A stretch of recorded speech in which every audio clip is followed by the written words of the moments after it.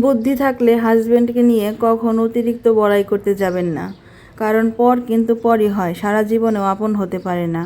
হয়তো আপনার স্বামী খুবই ভালো, কিন্তু তারপরেও দেখবেন মাঝে মাঝে এমন কিছু কথা বলে আঘাত দিবে, একদম বুঝিয়ে দিবে যে সে আপনার পর আপন কেউ নয়। তাই আমার মনে হয় হাজবেন্ড যত ভালোই হোক না কেন, তাকে নিয়ে কখনোই বড়াই করা উচিত নয়, কিংবা ধরেন জোর গলায় কথা বলা উচিত নয়। কারণ সেও তো মানুষ, মানুষের মন কখন চেঞ্জ হয় এটা তো কখনোই বলা যায় না।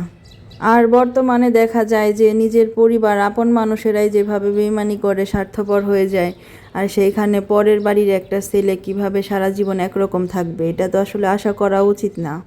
তো যাই হোক, কিছু পাবলিক আছে যারা কিনা আমার ভিডিও দেখে আমার কথা শুনে সব কিছুই আমার পার্সোনাল লাইফের সাথে জড়াই ফেলে।